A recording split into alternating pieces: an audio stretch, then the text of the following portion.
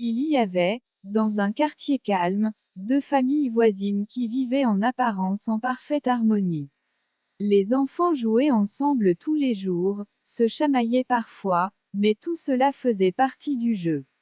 Il y avait des rires dans les rues, des jeux de ballon, des disputes enfantines suivies de réconciliations. Mais tout cela allait changer un jour, par la faute d'un malentendu entre les adultes. Un jour, un petit conflit éclata entre ces deux familles. Personne ne se souvient exactement de ce qui s'était passé. Peut-être une parole mal interprétée, un regard un peu trop insistant, ou un geste mal compris. Mais ce qui devait être une simple dispute entre voisins se transforma en une guerre ouverte. Les adultes de chaque famille prirent des partis et, sans chercher à résoudre le problème de manière rationnelle, ils commencèrent à se méfier les uns des autres. Les tensions montèrent. Les enfants, innocents et sans méchanceté, se retrouvèrent pris dans ce tourbillon de rancune. C'est ainsi qu'un jour, les parents des deux familles décidèrent qu'il fallait mettre fin à toute relation entre leurs enfants. Ne vous approchez plus de ces enfants, ordonnèrent-ils. Les enfants, pourtant proches et inséparables jusque-là, furent contraints de se séparer, d'éviter les autres, de se regarder de loin sans jamais plus se parler. Leur amitié de toujours se brisa sur l'autel des querelles des adultes. Ce qui avait commencé comme un petit conflit, une simple mésentente, se transforma en une rupture douloureuse. L'amitié entre les enfants se mua en indifférence. Mais aucun d'eux ne comprenait vraiment pourquoi. Ils obéissaient simplement aux ordres de leurs parents, qui avaient décidé de leur imposer cette séparation. Un jour, alors que les enfants des deux familles jouaient à des jeux séparés dans le quartier, un drame se produisit. Amina, l'une des filles de l'une des familles, tomba dans une fosse septique. Un cri désespéré s'échappa de sa bouche, à l'aide. Que le cri, empli de terreur et de douleur, se répandit dans le quartier. Il n'y avait pas de doute, Amina était en danger. Elle était piégée, sa vie en péril. Mariama, la fille de l'autre famille, entendit elle aussi ses appels. Mais au lieu de se précipiter pour aider, quelque chose la retint. Elle se rappela les paroles de ses parents, ces interdictions strictes qui leur avaient été imposées. Nos parents nous ont interdit de nous parler, pourquoi devrais-je l'aider? Pensa-t-elle. Elle se rappela combien elle avait souffert d'avoir été séparée de son amie d'enfance, combien ces querelles d'adultes l'avaient marquée, et dans son esprit, la décision fut prise. Elle ne se hâta pas vers la fosse. Elle tourna le dos à la souffrance d'Amina, laissant son cri s'éteindre dans le vide. Elle décida de ne rien dire à personne. Elle garda son secret pour elle-même, bien qu'elle sache au fond d'elle-même que ce qu'elle avait fait n'était pas juste. Amina, sans secours, mourut dans la fosse septique. Ce ne fut que plusieurs jours plus tard qu'on retrouva son corps. Une tragédie, une mort évitable, mais elle fut laissée dans l'oubli, les habitants du quartier n'en parlèrent pas. Et pour la famille d'Amina, la douleur était double, la perte tragique de leur enfant, mais aussi la douleur d'une société qui n'avait pas voulu intervenir, qui n'avait pas voulu offrir son aide. Mariama grandit avec ce poids lourd dans son cœur. Elle n'en parla jamais à ses parents. Au fond d'elle-même, elle savait qu'elle avait pris la mauvaise décision, mais elle se convainquit que c'était le choix qu'il fallait faire. Le temps passa. Mariama se maria, fonda une famille, mais il manquait quelque chose. Malgré l'amour de son mari, malgré tout ce qu'elle avait, quelque chose semblait cassé dans sa vie.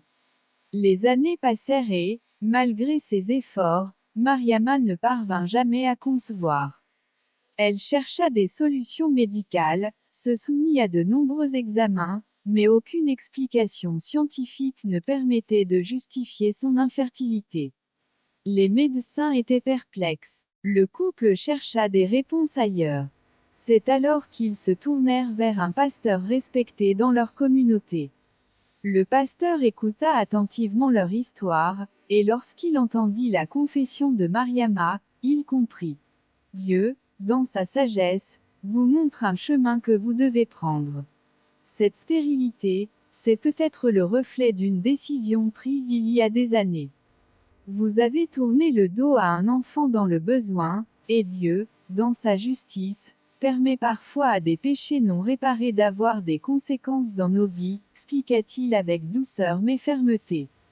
Le pasteur leur rappela aussi un passage important de la Bible, un enseignement fondamental que beaucoup oublient, que Jésus nous enseigne dans Actes Luc de la parabole du bon samaritain, qui nous montre que l'amour du prochain ne doit jamais être conditionné par nos propres rancœurs ou préjugés.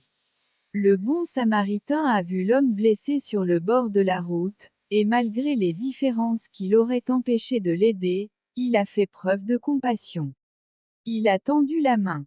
Le pasteur expliqua à Mariama que sa stérilité n'était peut-être pas simplement une épreuve physique, mais qu'elle était le reflet de son acte d'indifférence à un moment crucial de sa vie. Dieu est miséricordieux. Il est juste, mais il est aussi plein de grâce. Si vous vous repentez sincèrement, il vous pardonnera. Si vous reconnaissez votre faute et demandez pardon, il peut restaurer ce qui est brisé dans votre vie, dit-il. Ces paroles résonnèrent profondément en Mariama. Elle se rendit compte qu'elle n'avait pas simplement ignoré la souffrance d'Amina, mais qu'elle avait péché contre l'amour de son prochain. Elle s'éloigna de Dieu en refusant d'aider un être humain, et cette désobéissance avait eu des conséquences dans sa vie. Mais Dieu, dans sa grande miséricorde, lui offrait la possibilité de réparer. Mariama se confessa à Dieu.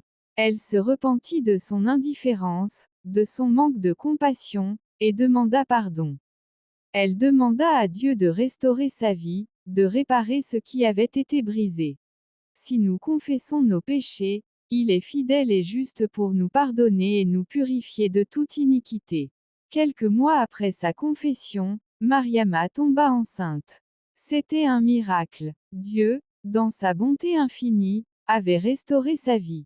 La stérilité, qui avait marqué ses années de mariage, était désormais un souvenir lointain.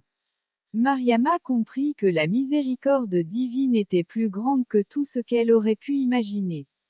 Dieu ne lui avait pas seulement donné un enfant, mais il lui avait aussi offert une seconde chance de vivre selon ses principes, aimer son prochain comme soi-même, tendre la main, ne jamais fermer son cœur à la souffrance d'un autre.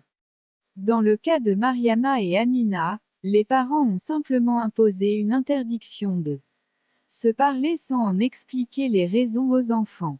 L'interdiction sans explication ni dialogue peut conduire à un manque de compréhension et de respect.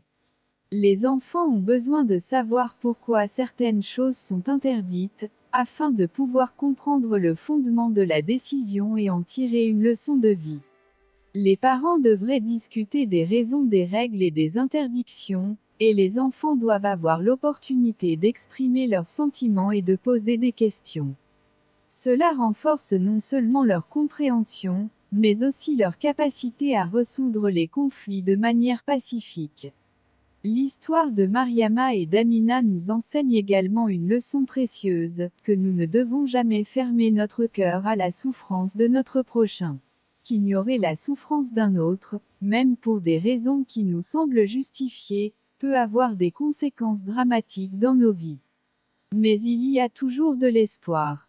Dieu est miséricordieux. Lorsque nous nous repentons, il nous pardonne et nous restaure. Ne laissez jamais une rancune ou une querelle vous empêcher d'agir par compassion. Soyez un bon samaritain, même lorsque les circonstances semblent vous en empêcher.